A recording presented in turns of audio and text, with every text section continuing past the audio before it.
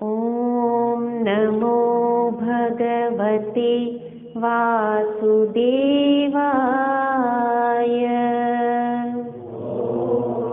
नमो भगवते वासुदेवाय। ॐ नमो भगवते वासुदेवाय।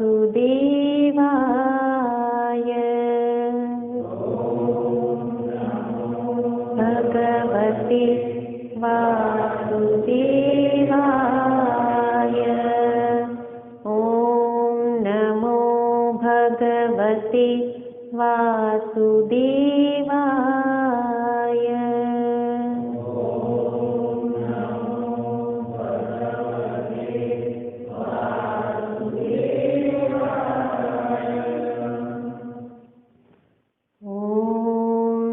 सहनाववतु सहनौ भुनक्तु सह वीर्यं करवावहै तेजस्विनावधीतमस्तु मा विद्विषावहै। ॐ शान्ति शान्ति शान्तिः। शङ्करं शङ्कराचार्यं केशवं बादरायणं सूत्रभाष्यकृतौ वन्दे भगवन्तौ पुनः पुनः। ईश्वरो गुरुरात्मेति मूर्तिभेदविभागिने व्योमवद्व्याप्तदेहाय दक्षिणामूर्तये नमः। जन्माद्यस्य यतोऽन्वयादितरतश्चार्थेष्वभिज्ञस्वराट् तेने ब्रह्महृदाय आदिकवये मुह्यन्ति यत्सूरयः।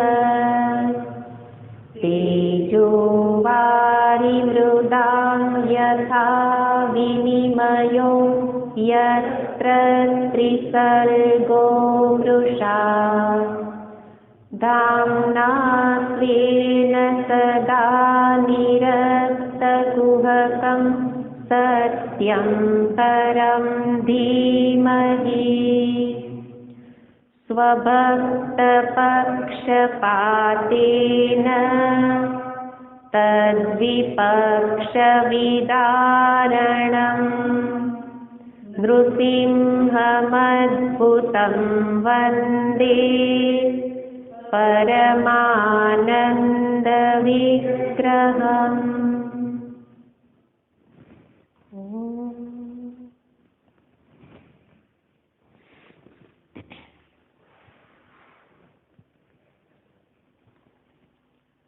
પ્રહલાદ ચરિત્ર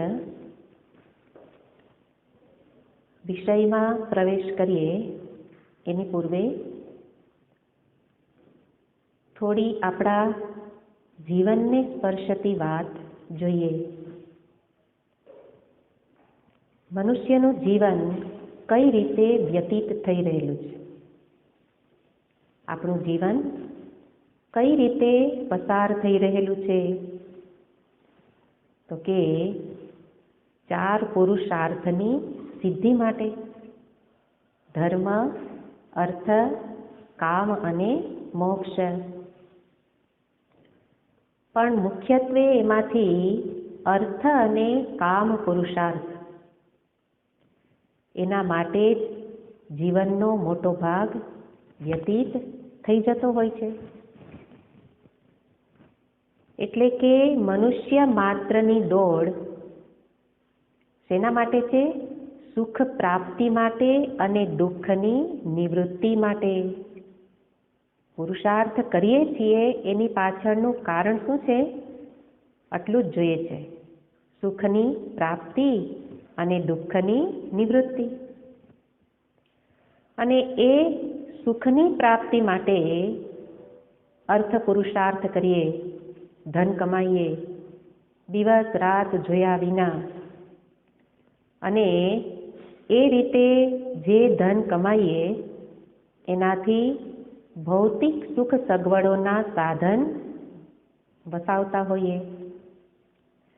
આપણી માન્યતા શું છે કે આ સગવડના સાધનો મેળવીને હું સુખી થઈ જઈશ.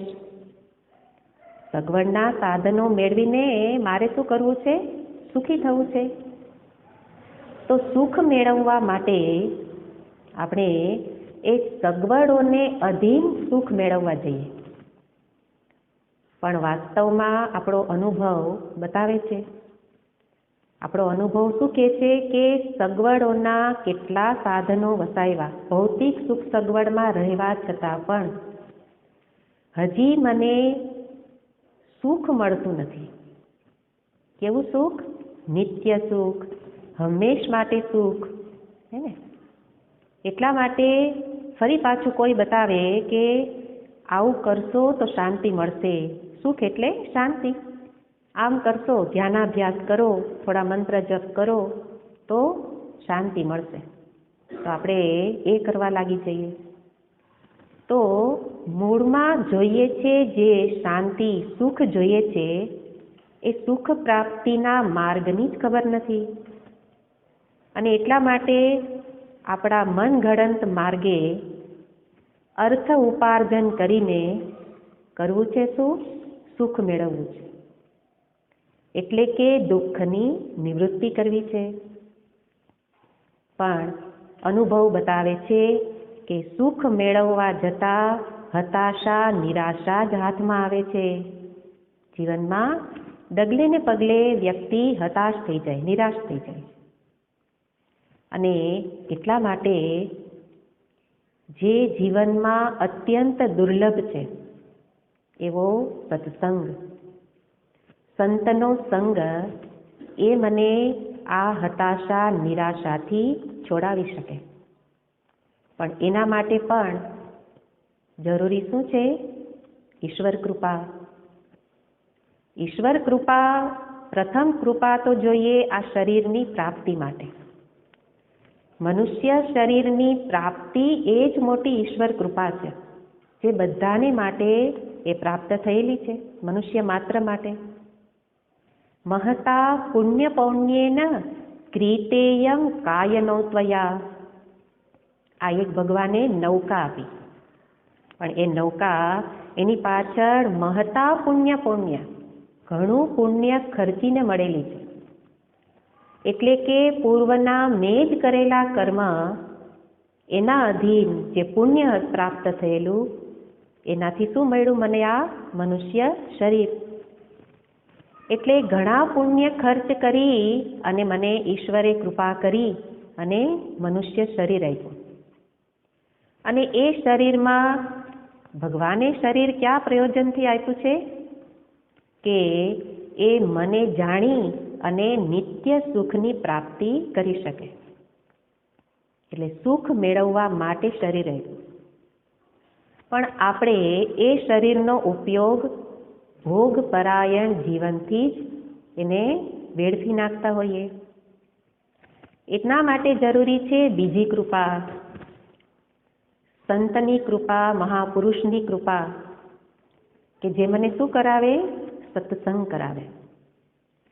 અને સત્સંગ કરાવીને પણ શું કરવું છે? મને નિત્ય સુખ કેવી રીતે મળે એનો માર્ગ બતાવવો છે. એટલે આગળ આપણે જોયું, મારે જોઈએ છે નિત્ય સુખ, પણ મારા પ્રયત્નથી એ મળતું નથી. એટલા માટે સત્સંગ દ્વારા એ સુખ પ્રાપ્તિનો માર્ગ મને બતાવે. અને એ રીતે અંતરમાં શુભ સંસ્કાર, શુભ વાસના જન્માવે. અને એ સંતની કૃપા એ શું કરે? શુભ વાસનાને જન્માવે, એનાથી શુભ કર્મ કરું. શુભ કર્મથી ફરી પુણ્યોદય થાય, તો પુણ્યનું પરિણામ શું છે? સુખ. સુખ કેવી રીતે મળે? પુણ્યને કારણે. અને પુણ્ય કેવી રીતે મળે? શુભ કર્મ કરવાથી. અને એ શુભ કર્મ કરવાની પ્રેરણા કોણ કરે? સંત અથવા સત્સંગ. અને એવી રીતે મને સુખ કેવી રીતે મળે એ બતાવે. એટલે અહીંયા બે વસ્તુ જોવાની છે કે સંતની કૃપાથી શુભ વાસના જન્મી શકે અને સંતના અપરાધથી અશુભ વાસના જન્મે. જે અહીંયા આ પ્રહલાદ ચરિત્રમાં એ મુખ્ય વસ્તુ બતાવી છે કે એક સંત કૃપા કરશે તો ભગવત પ્રાપ્તિ સુધી પહોંચી શકે શુભ વાસના જન્માવીને. જે અહીંયા ચરિત્રમાં નારદ મુનિએ કરેલું છે. નારદ મુનિની કૃપાથી પ્રહલાદજીને ગર્ભમાં જ ઉપદેશ શ્રવણ કરવા મળ્યો. કથા જોઈશું વિસ્તારથી, પણ માત્ર કથા નથી જોવી. એટલા માટે આ બધી વસ્તુ જોવાની છે કે નારદજીની કૃપા હતી એટલે પ્રહલાદજીએ ઉપદેશ પ્રાપ્ત કર્યો, એટલે ભગવાનના દર્શન થયા. તો સંતની કૃપા એ શુભ વાસના જન્માવી ઈશ્વર પ્રાપ્તિ સુધી પહોંચાડે. અને એવા જ બીજા સંત સનકાદિ ઋષિઓ. તો એ સનકાદિ ઋષિના અપરાધને કારણે જય વિજયમાં અશુભ વાસના જન્મી અને એ અસુર યોનિમાં જન્મ્યા. તો સંતની સાથેનો વ્યવહાર એ બંને વસ્તુ કરે. અને એટલે અહીંયા બતાવે છે કે સત્સંગ એ શું કાર્ય કરે. શુભ વાસના દ્વારા મને પરમાત્મા સુધી લઈ જાય. અને એના માટે એવા સંત, એવા ભક્તોની કથા એ છે શ્રીમદ ભાગવત મહાપુરાણ. આપણે શ્રીમદ ભાગવતને એક કથા રૂપે જ જાણીએ છીએ, ભાગવત કથા. અને ઘણી કથાઓ જે આપણે કહીશું એ કથાઓ આપણે ઘણીવાર સાંભળેલી પણ હશે. પણ એ શ્રીમદ ભાગવતમાં જે કથાઓ, પુરાણોની કથાઓ જે કહેવા માંગે છે એની પાછળનું તાત્પર્ય આપણે જાણતા નથી. એટલા માટે ભાગવત ગ્રંથ એ ભગવાનની વાત નથી કરતા, એ જોવાનું છે. ભાગવત એટલે ભગવતઃ અયમ અર્થ થાય. ભગવતઃ અયમ એટલે જે ભગવતઃ એટલે ભગવત સંબંધી. જેમાં કોની વાત છે? ભગવત સંબંધી જે છે એની વાત છે. અને ભગવત સંબંધી એટલે ભક્ત. તો ભાગવત એ વાસ્તવમાં પરમહંસોની સંહિતા છે, અનન્ય ભક્તોની સંહિતા છે, એની વાત છે. એટલા માટે ભાગવતની અંદર ભગવાનની લીલા કથા એ તો છે 10મા અધ્યાયમાં વિશેષ જોવા મળે, 10મા સ્કંધમાં. પણ મોટા ભાગે તો ભક્તોનો મહિમા જ બતાવેલો છે. અને એવા ભક્તોના મહિમા દ્વારા અંતે કરવું છે શું? ભગવત પ્રાપ્તિ સુધી પહોંચે, ભક્તિનો મહિમા જાણે. ભક્તનો મહિમા જાણીશું તો ભક્તિનો મહિમા જાણીશું, અને ત્યારે આપણે સાચી ભક્તિ કરતા શીખીએ. એટલા માટે અહીંયા ભક્તોના ચરિત્રનું વર્ણન કરવાનું છે. તો પ્રહલાદ ચરિત્ર એ વર્ણન દ્વારા સાથે સાથે એનો તાત્વિક અર્થ પણ જાણવો છે ચરિત્રનો. અને સાથે પ્રહલાદજીના જીવનમાં જે પાત્રો આવ્યા એ પાત્રોના જીવન વિશે પણ આપણે થોડુંક મંથન કરવું છે, વિસ્તારથી જોવું છે. એટલે આપણા વિષયના પ્રારંભ પૂર્વે આ વિષયમાં આપણે શું જોઈશું એ સ્પષ્ટ કરી લઈએ. એક તો ભક્તનો મહિમા. એ ભક્તના મહિમા દ્વારા મારા જીવનમાં શું પ્રેરણા મળે. કારણ કે એ ભક્ત થયા તો એને ઉપયોગી છે, મને શું ઉપયોગી હે ને? દર્શન કરવાથી કોઈ એટલો લાભ નથી થતો. હા, દર્શનનું પુણ્ય છે, ભક્તના દર્શન કરીએ પુણ્ય મળે, પણ એમના ચરિત્રને સાંભળી અને મારા જીવનમાં પણ એવી પ્રેરણા મળે એ હેતુથી આપણે ચરિત્રનું શ્રવણ કરવાનું છે. અને સાથે માત્ર ભક્તિની વાત અહીંયા નથી કરતા. ભાગવત ગ્રંથ માત્ર ભક્તિપરાયણ નથી, એમાં ઘણા વેદાંત સિદ્ધાંતને પણ બતાવે છે. આપણે જેમ જેમ આગળ જોઈશું એમ સુખદેવજી મહારાજ, નારદજી મુનિ એ બધા જ વેદાંત સિદ્ધાંતની વાત પણ લાવે છે કે જે સંસાર છે એનું મૂળ છે અજ્ઞાન, અને અજ્ઞાનમાંથી જન્મેલી કામના, કામનાને કારણે કર્મ, એણે જ મને કેવો બનાવી દીધો? સંસારી. તો સંસાર ચક્રનું મૂળ છે, જે હું સંસારી બની ગયો એનું મૂળ શું છે? અજ્ઞાન. તો એ અજ્ઞાન દૂર કરવા પણ શું કરવું? જ્ઞાન પ્રાપ્તિ કેવી રીતે થાય એની વાત પણ સાથે આવશે. એટલે વેદાંત સિદ્ધાંતને પણ આ ચરિત્રમાં પ્રતિપાદિત કરે છે. તો એવી રીતે શ્રીમદ ભાગવત ગ્રંથ વાસ્તવમાં એના શ્લોકો બોલવા પણ કઠિન છે. ગીતાજીના શ્લોકો સરળ છે, એનો પાઠ કરવો સરળ છે, પણ ભાગવત ગ્રંથના જેટલા શ્લોકો તમે જુઓ એ શ્લોકોમાં એના શબ્દ પ્રયોગ એટલા કઠિન છે, તો એનો અર્થ તો ઘણો બધો ગંભીર છે. એટલા માટે એ શ્લોકો કઠિન છે, એનો અર્થ પણ ગહન છે, પણ ચરિત્રના નિર્માણ દ્વારા ચરિત્રને દર્શાવી અને એ સરળ અર્થમાં એ મને રજૂ કરે છે.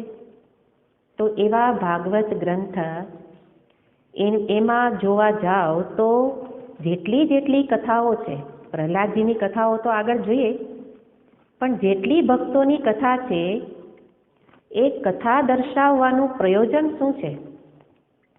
તો કે એટલું જ કહેવું છે કે ભગવાન જે કામ ન કરી શકે એ કામ કોણ કરે છે?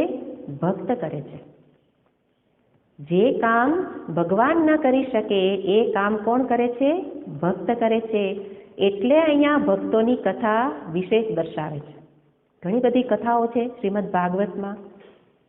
તો એવી રીતે ભક્તોના મહિમાને શા માટે દર્શાવો છે? કારણ કે એવી ઘણી કથાઓ કે જેમાં ભગવાનના દર્શન થયેલા હોય ભક્તને, છતાં પણ જીવનમાં એને દુઃખ, ક્રોધ, કામ ઇત્યાદિ પણ સાથે સાથે રહેલા જ છે, એ હજી ગયેલા નથી. એનો અર્થ ભગવાનના દર્શનથી પણ એને પરમ સુખ શાંતિ મળેલી નથી. જેમ કે ધ્રુવજીની કથા છે.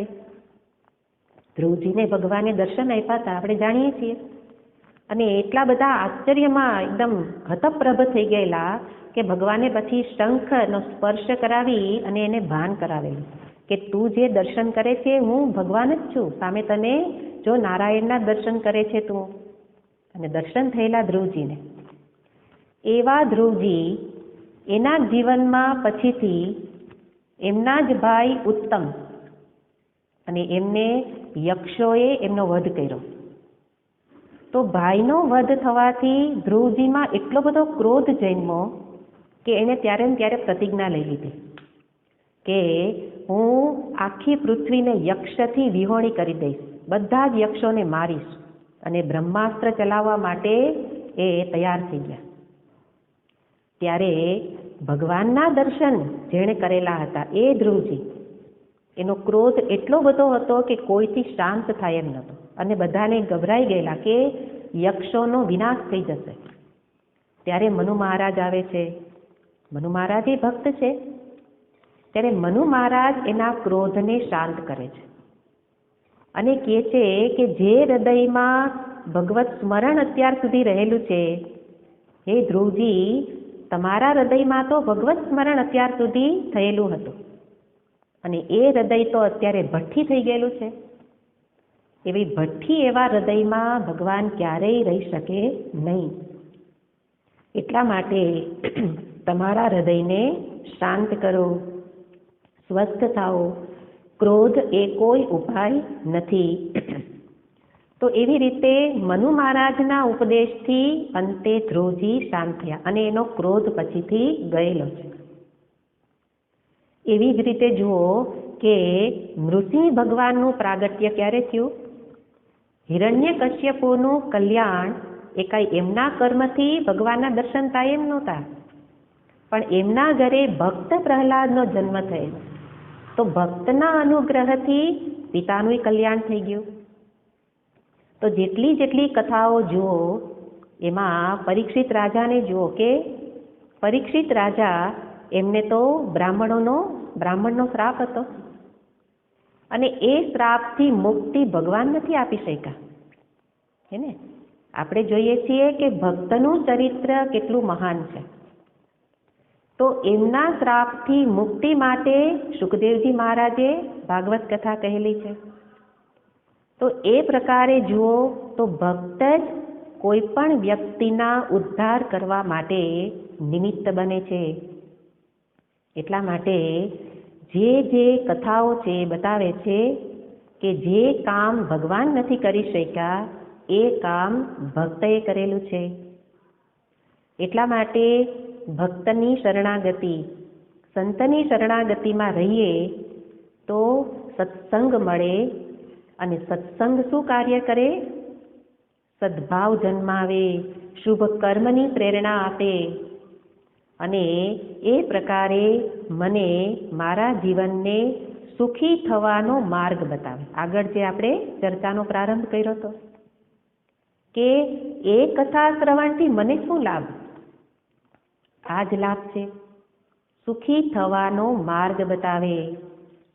અને એટલા માટે યોગ્ય રીતે યોગ્ય મહાપુરુષ પાસે શાસ્ત્રનો સ્વાધ્યાય અનિવાર્ય છે. એટલે કે સત્સંગ અત્યંત જરૂરી છે અને એવો સત્સંગ એ મારા જીવનને પણ ઉર્ધ્વગામી બનાવે, મારી ઉન્નતિ કરે. એટલે પ્રથમ શ્રવણ કરતા પૂર્વે શ્રવણના મહિમાને પણ જાણી લેવો જોઈએ. સત્સંગ એટલે શ્રવણ, કે શ્રવણ કરવું જરૂરી છે. કેમ જરૂરી છે? મારા જ કલ્યાણ માટે. કલ્યાણ એટલે સુખી થવા માટે. હવે શ્રવણ કરવું જ જોઈએ તો એ શ્રવણ કેવી રીતે કરવું જોઈએ? આપણે ઘણા વર્ષો સુધી શ્રવણ કરીએ, ઘણા બધા ગ્રંથોનું અધ્યયન કરી લઈએ, પણ શ્રવણ કેવી રીતે કરાય એ ખબર નથી. એટલે કે શ્રવણ પૂર્વે કંઈક તૈયારી હોવી જોઈએ અને એમાં મુખ્ય તૈયારી છે શ્રદ્ધા, જે આપણે ગીતાજીમાં જોયું હતું. શ્રદ્ધાયુક્ત અંતઃકરણ એટલે હું જે સાંભળું છું એટલે શાસ્ત્રની વાત મને મહાપુરુષો સમજાવે છે ત્યારે એ શાસ્ત્રમાં શ્રદ્ધા અને સંતમાં શ્રદ્ધા. શું શ્રદ્ધા? કે એ જે વાત કહે છે તે પરમ સત્ય જ છે, આ શ્રદ્ધા જોઈએ. નહીં તો એ વાત થઈ જાય ને પછી જીવન તો આપણે જીવતા હોય એમ જ જીવીએ. સત્યનો નિશ્ચય બદલતો નથી, કારણ કે શ્રદ્ધા નથી. તો શ્રદ્ધા એટલે જે કહેવામાં આવે છે તે પરમ સત્ય છે. એ શ્રદ્ધા ધારણ કરી અને શ્રવણ કરવું.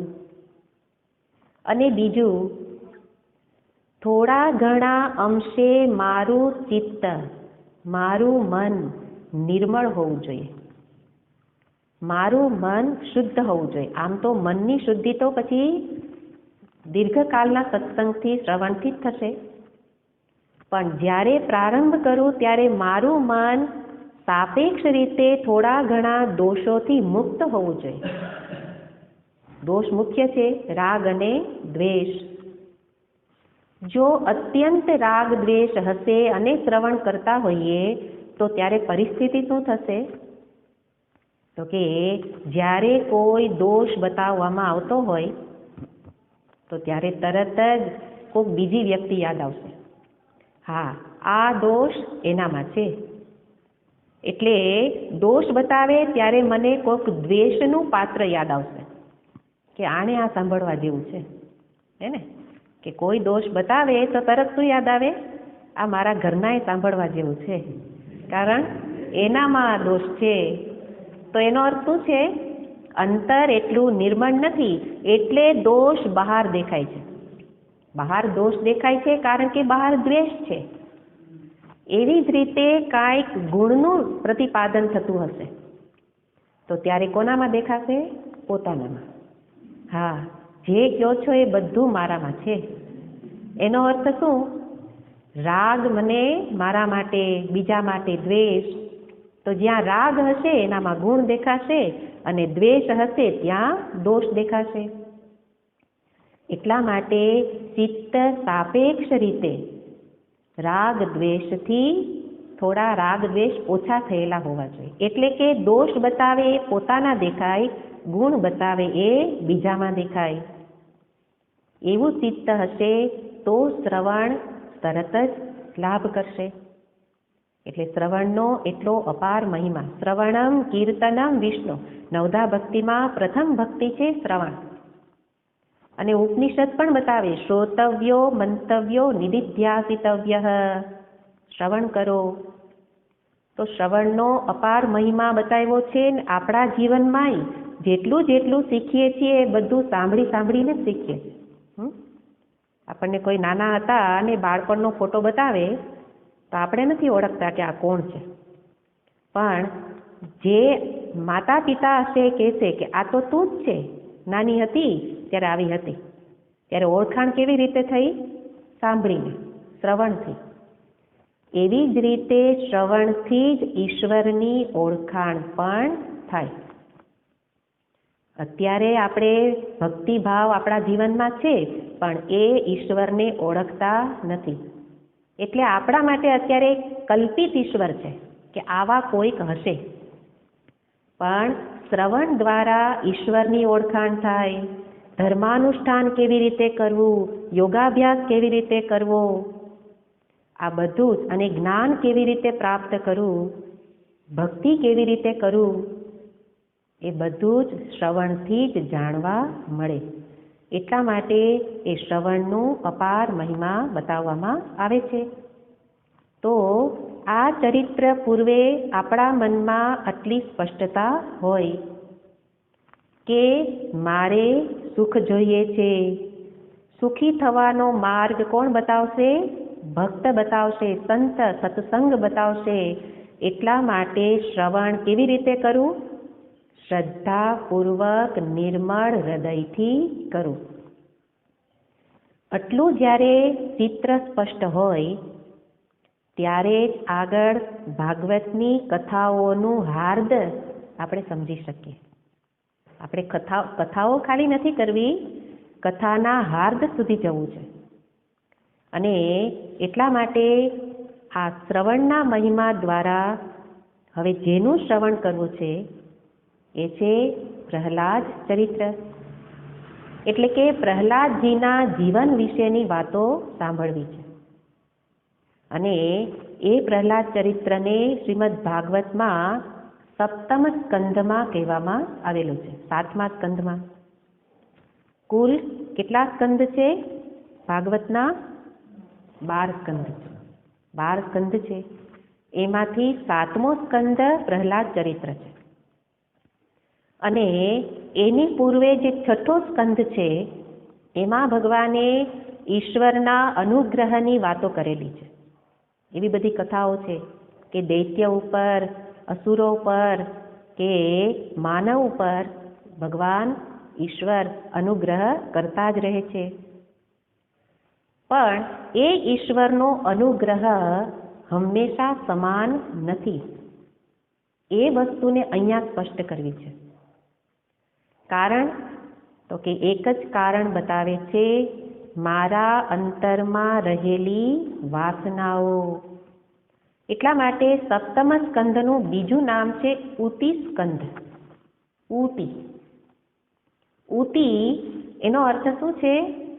ઉતયઃ કર્મ વાસના. ઉતિ એટલે ઉતયઃ બહુવચન. ઉતયઃ કર્મ વાસના. ઉતિનો અર્થ શું? કર્મની વાસના.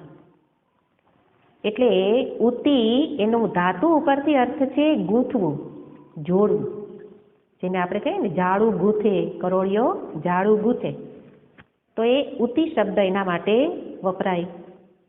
એવી જ રીતે મેં પણ મારા કર્મ વાસનાથી જાડું બનાવી લીધું કે સંસાર ચક્રમાં એવા ફસાયા કે હવે ક્યાંય રસ્તો મળતો નથી કે બહાર કેમ નીકળવું. એટલા માટે અહીં તહીં ભટક્યા કરીએ. તો એ જ કર્મ વાસના, અંતરની વાસના જ મારા આ સ્થૂળ શરીર, સૂક્ષ્મ શરીર એમાં મને બાંધતા જ જાય. એક શરીર પછી બીજું, બીજા પછી ત્રીજું, અને એ યોનિઓમાં ભ્રમણ ચાલતું જ રહે. એનું કારણ શું છે? કર્મની વાસનાઓ. અને એ કર્મની વાસનાઓથી જે વ્યક્તિમાં બે પ્રકારની વ્યક્તિ દેખાય, કોઈ સુખી દેખાય, કોઈ દુઃખી દેખાય. એટલા માટે એમ થાય કે બધાને ભગવાન સુખી કેમ નથી કરતા? હે ને? બધા સુખી કેમ નથી? જો ભગવાનની કૃપા સર્વત્ર વ્યાપ્ત હોય તો બધા જ સુખી કેમ નથી થતા? ભગવાન કહે છે કે એને સુખ કેવી રીતે દેખાય છે? કર્મ કરીને સુખ દેખાય છે. આપણી સ્થિતિ એવી છે કે મને એમ થાય છે આટલું કરી લઉં તો સુખી, આટલું કરું તો મજા. એટલે જ્યાં સુધી જીવની માન્યતા છે કે કર્મ કરવાથી જ સુખ મળશે, ત્યાં સુધી ઈશ્વરથી હંમેશા વિમુખ રહેશે. અને ઈશ્વરથી વિમુખ રહેશે તો એ પરમ સુખ મેળવી શકશે નહીં. એટલા માટે ભગવાન કહે છે કે એને દુઃખ આપી અને શું કરવું છે? મારી સન્મુખ, મારા તરફ એનું મુખ લાવવું છે. એટલા માટે ભગવાન જીવનમાં દુઃખ પણ આપે છે. એટલે કોઈને સુખી, કોઈને દુઃખી બનાવે. કરવા છે બધાને સુખી, પણ સુખી થવું નથી. મારી સ્થિતિ કેવી? મારે સુખી થવું નથી. કારણ કે સુખી થવા માટે સુખી થવાનો માર્ગ જાણવો પડે. આગળ જોયું આપણે, સુખી નથી થતા એનું કારણ સુખી થવાનો માર્ગ નથી જાણતા. માર્ગ જાણવા માટે સત્સંગ કરવો પડે. સત્સંગથી ભક્તનો, ભગવાનનો મહિમા જાણવો પડે, ત્યારે સુખી થવાય. એટલા માટે સપ્તમ સ્કંદ એ મારા માટે સુખી થવાનો માર્ગ બતાવે છે. શું માર્ગ છે સુખી થવાનો? તો એનું તાત્પર્ય માત્ર બે લીટીમાં કેવું હોય તો કહેવાય સપ્તમ સ્કંદનું તાત્પર્ય કે સુખી થવાનો માર્ગ શું છે? તો કહેવાય કે વિષયોની વાસના, હે ને? વાસના એટલે ઈચ્છાઓ. વિષયોની વાસનાની પૂર્તિ કરીને વિષય ભોગ કરવાથી સુખી નહીં થવાય. વિષયની વાસનાની પૂર્તિ કરીને વિષય ભોગમાં જ રત રહું તો સુખી નહીં થાવ. પણ એ વિષયોની વાસનાને છોડવાથી સુખી થવાશે. એટલા માટે વિષય વાસનાથી મુક્ત થાવ. કહેવાનું તાત્પર્ય શું છે? કે વાસનાઓની તૃપ્તિ કરીને સુખી નહીં થઈ શકું, પણ વાસનાઓને છોડીને સુખી થવાશે. તો સપ્તમ સ્કંદ એ મને એ બતાવે છે શું? કે વાસનાની તૃપ્તિ કરતા કરતા તો સુખની સાથે દુઃખ પણ પ્રાપ્ત થયેલું છે. પણ હવે કરવાનું શું છે? એનાથી મુક્તિ. અને એના માટે અહીંયા બતાવે છે કે એ બધી જ વાસના મુક્તિ મુક્તિ કેવી રીતે થાય? સુખી થવાનો માર્ગ એટલો કહ્યો, વાસનાથી મુક્તિ, પણ કેવી રીતે મુક્તિ થાય? તો એના માટે પ્રથમ શ્લોક એનાથી પ્રારંભ કરે છે. અને પ્રથમ શ્લોક બતાવતા અહીંયા પ્રશ્ન છે પરીક્ષિત રાજાનો.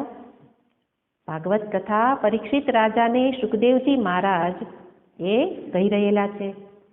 તો આપણે દરેક શ્લોક તો જોવા નથી, પણ એમાં જે વિષયનો પ્રારંભ થાય છે પ્રશ્નથી.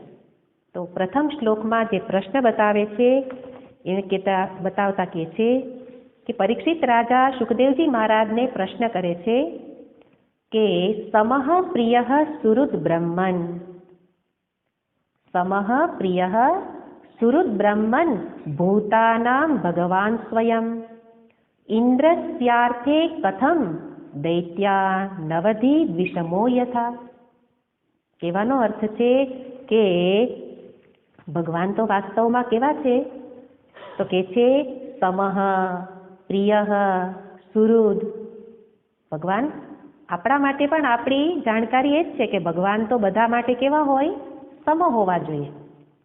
એટલે ભગવાનને કોઈ ભેદભાવ પક્ષપાત હોવો જોઈએ નહીં. એટલે જે પરીક્ષિત રાજાનો પ્રશ્ન છે એ જ આપણો પ્રશ્ન છે. એટલે કે છે કે જે ભગવાન હોવા જોઈએ કેવા? સમઃ સુહૃદ, બધાના મિત્ર, બધાનું કલ્યાણ ઈચ્છનારા મિત્ર હોવા જોઈએ એવા છે. સમઃ સુહૃદ અને પ્રિય, બધા જ એમને પ્રિય હોય, બધા જ એમને પ્રિય છે એવું બ્રહ્મન, બ્રહ્મ સ્વરૂપ તો આવું છે. ભૂતાનામ ભગવાન સ્વયં, સર્વભૂતોના ભગવાન એ સ્વયં કેવા છે? સમઃ સુહૃદ પ્રિય.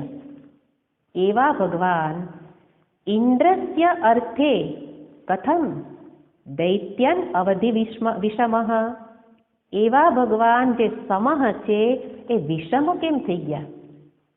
ક્યારે થઈ ગયેલા છે? દ્રષ્ટાંત આપે છે. ઇન્દ્રને માટે, ઇન્દ્રને એટલે કે દેવતાઓને રાજ્ય અપાવવા માટે એ દૈત્યોનો વધ કેમ કરે છે? કારણ કે વધ કરે છે એનો અર્થ શું? એમને દેવતા પ્રિય છે અને દેવો દૈત્ય પ્રિય નથી. સીધો અર્થ તો એવો થશે, જે બધાને પ્રિય છે, બધા એને પ્રિય છે એવા પ્રિય ભગવાન કથમ વિષમઃ, કેમ વિષમ થઈ ગયા? એટલે કે એમનો વ્યવહાર પક્ષપાતી કેમ જોવા મળે છે? આપણને પણ એ પ્રશ્ન થતો હોય. તો એ પ્રશ્નના સમાધાનમાં સુખદેવજી મહારાજ આગળ એની કથા બતાવશે. પણ પ્રશ્ન જ્યારે થયેલો છે એ પ્રશ્નને પહેલાં આપણી રીતે વિચારીએ કે વાસ્તવમાં આ પ્રશ્ન જે ભક્ત હોય એને ન થાય. પરીક્ષિત રાજા તો અત્યારે ભક્ત જ છે, પણ એમને પ્રશ્ન થયો છે સામાન્ય વ્યક્તિને સામે રાખીને કે લોકોને આવું થઈ શકે કે ભગવાન કેમ વિષમ છે. અને દ્રષ્ટાંત પણ ઘણા બધા છે કે વૃત્રાસુરનો વધ કરવો તો ભગવાને ઇન્દ્રના વજ્રમાં એવી શક્તિ મૂકી દીધી કે વૃત્રાસુરનો વધ થાય. જેને કોઈ વધ કરી ન શકે એનો વધ ઇન્દ્રએ કર્યો, વજ્રમાં શક્તિ મૂકી દીધી. એ ઉપરાંત બીજી કથામાંય બતાવે કે દિતિ અને અદિતિ, તો અદિતિ દેવોની માતા અને દિતિ દૈત્યોની માતા. તો દિતિ એમના પુત્ર, એમનો ગર્ભ રહેલો અને એ ગર્ભથી એવું સંતાન જન્મવાનું હતું કે દેવોનો વિનાશ કરે એમ હતો. ત્યારે ભગવાને એના ગર્ભમાં પ્રવેશ કરીને એના ગર્ભના 49 ટુકડા કરી નાખ્યા. મરુદગણ કહેવાય છે એને. તો એનો અર્થ શું કે ભગવાને એ દેવોને માટે આટલું, જેને આપણે ઘોર કૃત્ય કહીએ એવું કરેલું છે. અને પછીથી એના જન્મથી 49 મરુદગણોનો જન્મ થયો અને પછી પણ ભગવાન રોકાયા નથી. એ બધા મરુદગણોને દેવતાના પક્ષમાં લઈ લીધા એવી યુક્તિ કરીને. તો આવી કથાઓ જ્યારે આપણે જોઈએ ત્યારે એમ થાય કે તો મારામાં ભગવાનમાં શું ભેદ? હે ને? આપણે કરીએ જ છીએ કે પત્ની, પુત્ર, પતિ, સગા સંબંધી એને સાચવવા માટે બીજાને કષ્ટ આપતા રોકાતા નથી. મારો પરિવાર સુખી થાય એના માટે બીજાનું જે થવું હોય તે થાય, હે ને? તો સામાન્ય વ્યક્તિ આવું કરતી જોવા મળે કે બીજાનો વધ કરવો પડે તોય કરી દે, મારા સંબંધી સગા સંબંધી એ સુખી થાય. તો ભગવાનનું વર્તન પણ એવું જ દેખાય છે કે દેવોના પક્ષમાં રહી અને એમણે શું કર્યું? દૈત્યોનો વધ કરેલો છે. એટલે અહીંયા કહે છે કે કથમ, એવું કેવી રીતે? સ્વયં સમઃ. ત્યારે એના માટે આગળ સુખદેવજી મહારાજ તો એનો ઉત્તર આપશે, પણ આપણે એનો અર્થ જોઈએ તો કે ભગવાનનો વ્યવહાર આવા પ્રકારનો કેમ છે? કારણ કે સુખદેવજી મહારાજે તો બહુ થોડી વાતમાં જ ઉત્તર આપી દીધેલો છે, અને એના માટે પછી આગળ બીજી કથા કહે છે, અને એ જ કથા એટલે પ્રહલાદ ચરિત્ર. તો જે પ્રશ્ન છે એના આ પ્રશ્નના અનુસંધાને આખું ચરિત્ર બતાવવામાં આવે છે. એનો અર્થ શું? કે પ્રહલાદ ચરિત્ર એ આ પ્રશ્નનો ઉત્તર છે કે ભગવાન વિષમ ક્યારે થાય છે, સમ સ્વરૂપ ભગવાન વિષમ ક્યારે થાય. આમ જોવા જાવ ને તો શબ્દમાં જ એનો ઉત્તર આવી ગયેલો. સમહ એ શું છે? એનું સ્વરૂપ છે, ભગવાનનું સ્વરૂપ છે. એટલે કે બધાનું ચૈતન્ય સ્વરૂપ કેવું છે? એક સમાન છે, સમહ છે. એ સ્વરૂપને જાણે એ મહાત્મા પણ કેવી સ્થિતિમાં હોય? સમસ્થિતિમાં. એને પણ કોઈ પક્ષપાત ભેદભાવ ન હોય. બ્રહ્મનું સ્વરૂપ સમહ છે, એને જાણનારા મહાત્મા એ પણ કેવા સ્વભાવના હોય? સમ, પક્ષપાત રહિત. અને ઈશ્વર પણ પોતાના સ્વરૂપને જાણે જ છે. ઈશ્વર પણ પોતાના સ્વરૂપને જાણે છે, એટલા માટે પણ ઈશ્વર પણ કેવા કહેવાય? સમઃ. એટલા માટે ભગવાન માટે શબ્દ વાપરો સમઃ. તો સમ સ્વરૂપ છે છતાંય વિષમ કેમ થાય છે? એના વિશે થોડી વાત જોઈએ કે ભગવાન જ્યારે જ્યારે વ્યવહાર કરે ત્યારે વ્યાવહારિક ભેદ હોઈ શકે, પણ તત્વને અધીન એને કોઈનામાં ભેદ રહેલો નથી. એટલે કે તાત્વિક દ્રષ્ટિથી એ સમસ્થિતિમાં જ છે, પણ જ્યારે વ્યવહાર કરવાનો આવશે ત્યારે ભગવાન વિષમ થાય છે. એનું કારણ છે બે શબ્દમાં: અનુકૂળ પ્રતિકૂળ વ્યવસ્થાને અધીન ભગવાન સમ અને વિષમ થતા જોવા મળે છે.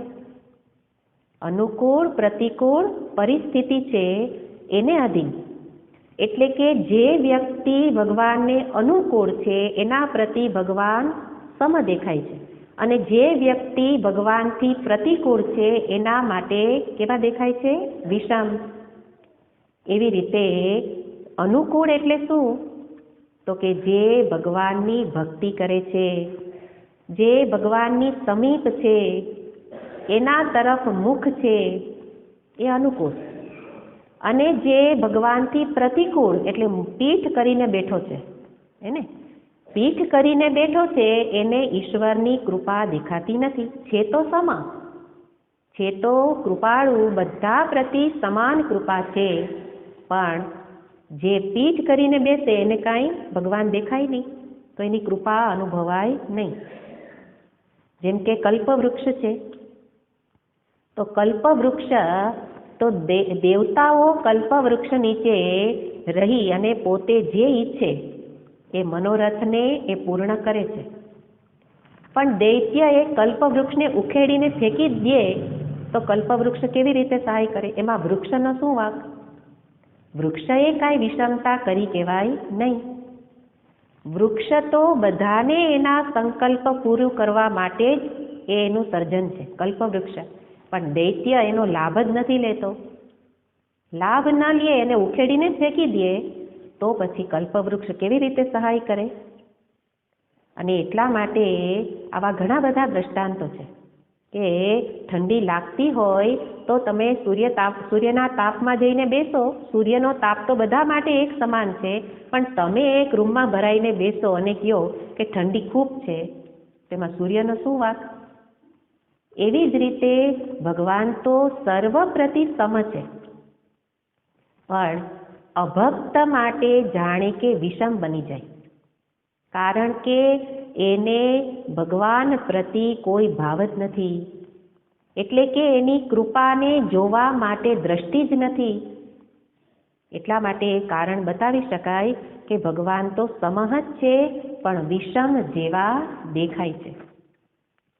અને એટલા માટે બ્રહ્મસૂત્રનું એક સૂત્ર છે, અને સૂત્રમાં બતાવે છે કે ભગવાનમાં એવો કોઈ દોષ નથી. વૈષમ્ય નૈર્ગુણ્ય બે દોષ બતાવે છે. વૈષમ્ય નૈર્ગુણ્યે ન સાપેક્ષત્વાત તથાહિ દર્શયતી. એટલે કે ભગવાનમાં વિષમતા કે નિર્દયતા, નૈર્ગુણ્ય એટલે નિર્દયતા રૂપી દોષ નથી. આપણને લાગે છે નિર્દય, પણ વિષમતા કે નિર્દયતા રૂપી દોષ ભગવાનમાં નથી. દોષ નથી છતાંય મને દેખાય છે, ત્યારે એનો ઉત્તર આપે છે સાપેક્ષત્વાત. ભગવાનને પણ કંઈક અપેક્ષા છે, એટલા માટે નિર્દય જેવા દેખાય. શું અપેક્ષા છે? તો કે ગીતાજી તો કે સમોહમ સર્વભૂતેષુ ન મે દ્વેષ્ય ન પ્રિય. બધા મારા માટે સમાન છે, મને કોઈના માટે દ્વેષ નથી, કોઈ પ્રિય નથી. છતાંય એવો આ વિષમતા અને સમતા દેખાતી હોય તો ત્યાં કહે છે રક્ષાપેક્ષામ અપેક્ષતે. ભગવાનને એક અપેક્ષા છે મારી પાસે, અને એ અપેક્ષા છે, કઈ અપેક્ષા છે? તો કે તું રક્ષાની માગણી કર, મારી પ્રાર્થના કર, મારા જપ કર, એટલે કે મને યાદ કર. કોઈ પણ ઉપાયે તું મને યાદ કર, બસ આટલી અપેક્ષા ભગવાનને મારી પાસે છે. હું એને યાદ કરું, કોઈ પણ રીતે યાદ કર. એવું નથી કહ્યું પ્રેમથી યાદ કર. હમણાં કથા આવશે કે ભગવાને કેવાનો ઉદ્ધાર કર્યો, કે જેણે એને યાદ કર્યા, વેર ભાવે યાદ કર્યા, પણ યાદ કર્યા ને, યાદ કરે તો પણ કહે છે કે એનો ઉદ્ધાર કરું છું. તો અપેક્ષા મારી પાસે આટલી જ છે કે તું તારી રક્ષા માટે મને પ્રાર્થના કર. માગણી તો કરવી પડશે. માગણી ન કરું અને કહું કે ના ના ભગવાન મારી રક્ષા કરશે, પણ પેલા પોતે પ્રયત્ન કરે તો ભગવાન કે તું કરી લે.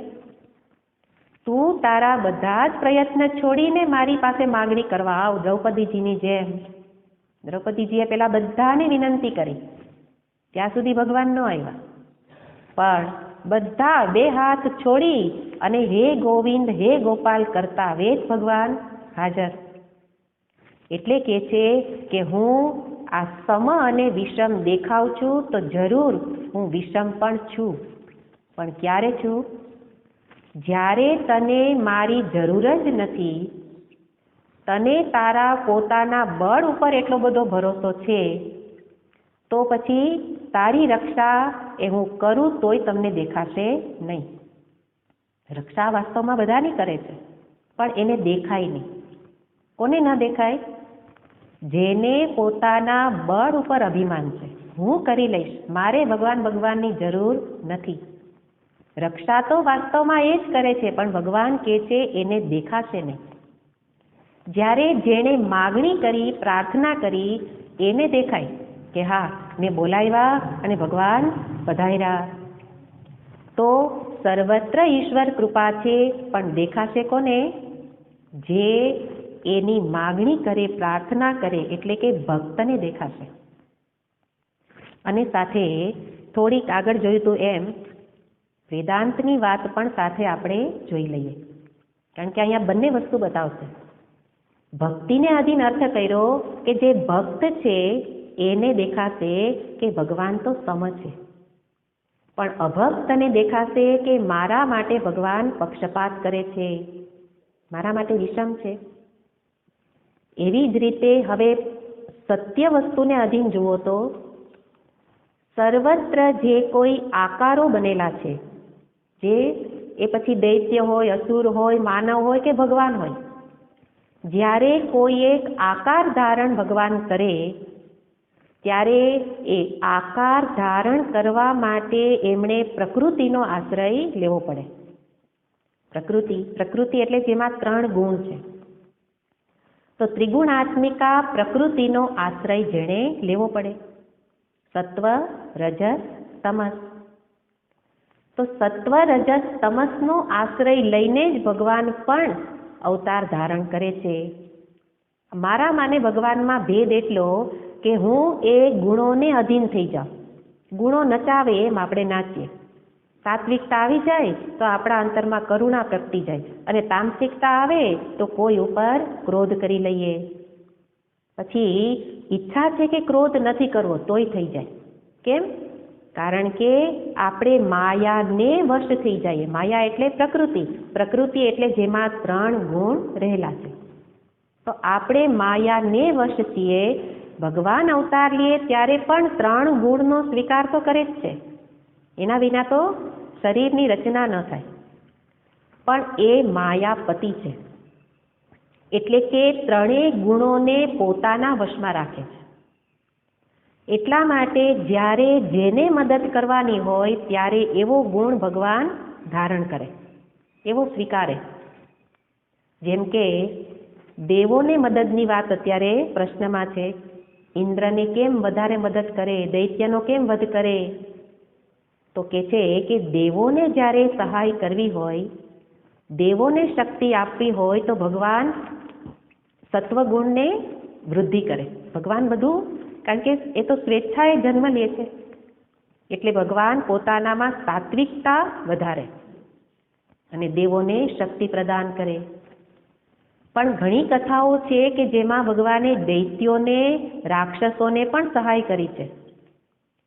આપણને લાગે નહીં સહાય કરી, પણ રાક્ષસો બધા શક્તિવાળા છે. રાક્ષસોમાં જે શક્તિ છે એ પણ ઈશ્વરના અનુગ્રહથી જ છે. દૈત્યોમાં જે શક્તિ છે કે જે દેવોનોય પરાજય કરી શકે, તો ઘણીવાર દેવતાઓનો પરાજય થયેલો છે. તો ત્યારે પણ દૈત્યોને શક્તિ પણ કોણે આપી? ભગવાને. ત્યારે ભગવાન રજસ અંશને પ્રધાન એટલે વધારે વૃદ્ધિ કરે, જ્યારે દૈત્યોને સહાય કરવી હોય ત્યારે. અને જ્યારે પેલા યક્ષ રાક્ષસ એને બળવાન બનાવવા હોય ત્યારે ભગવાન તામસિક ગુણ ધારણ કરે અને એને સહાય કરે. તો આપણે કહેતા હોય કે અત્યારે કેટલો અનાચાર ફેલાઈ ગયો, આ ભગવાન કેમ સહન કરે છે? ભગવાન કે એને સહાય હું જ કરું છું, હે ને? તામસિક વ્યક્તિને સહાય કરવા ભગવાન તમસ ગુણની વૃદ્ધિ કરે.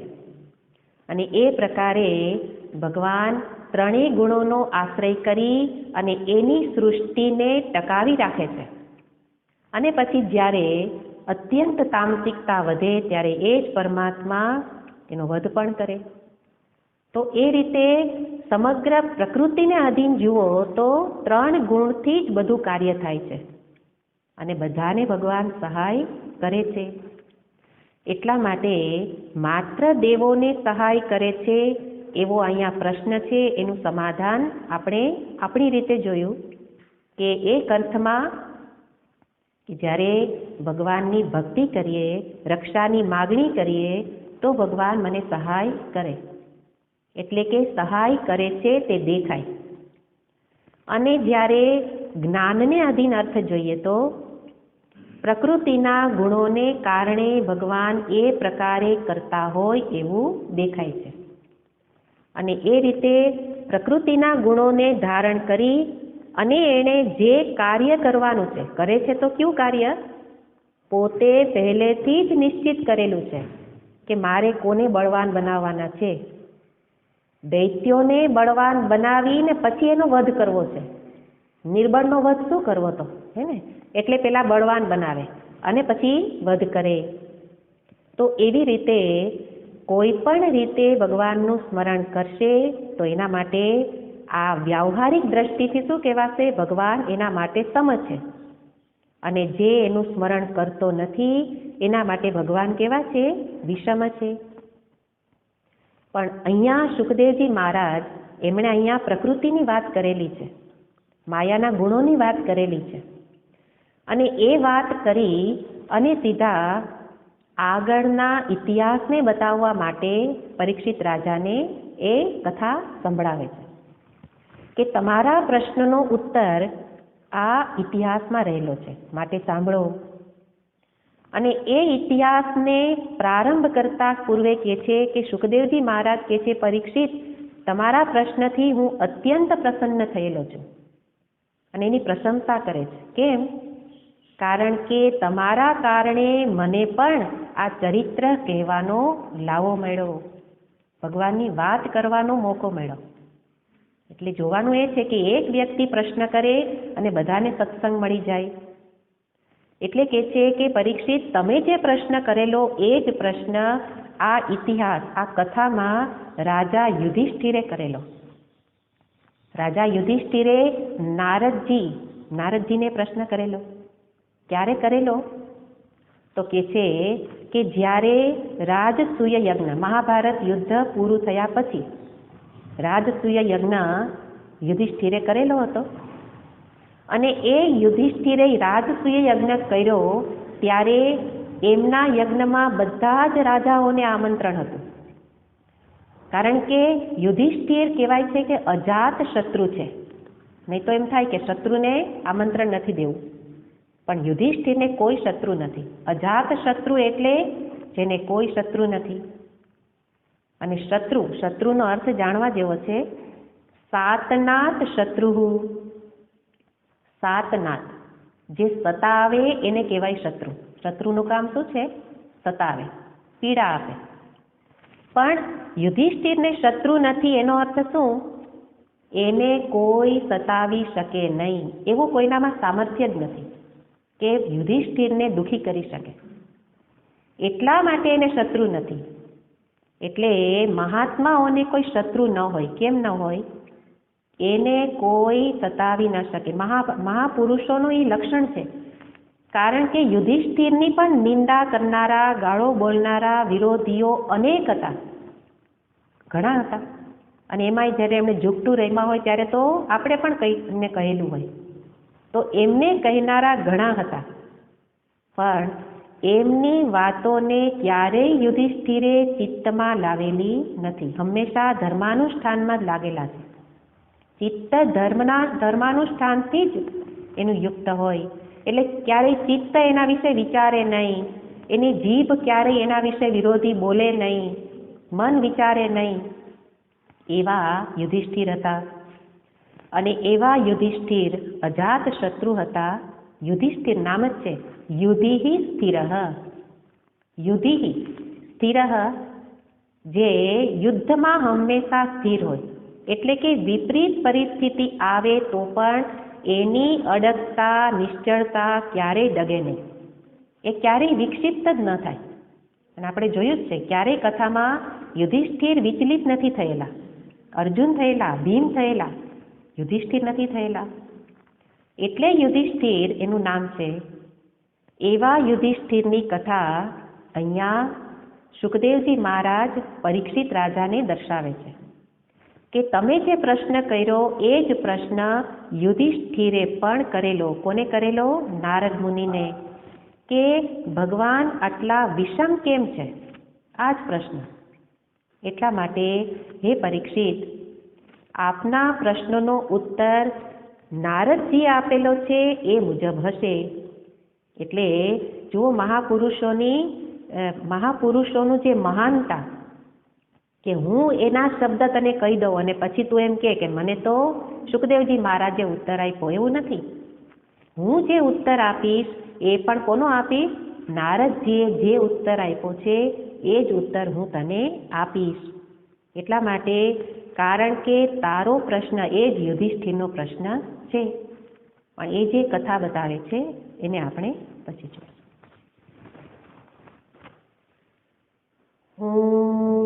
પૂર્ણમદ પૂર્ણમિદં પૂર્ણાત પૂર્ણમુદચ્યતે પૂર્ણસ્ય પૂર્ણમાદાય પૂર્ણમેવાવશિષ્યતે. अवशिष्यते। ॐ शान्ति शान्ति शान्तिः। हरिः ॐ श्रीगुरुभ्यो नमः। हरिः ॐ।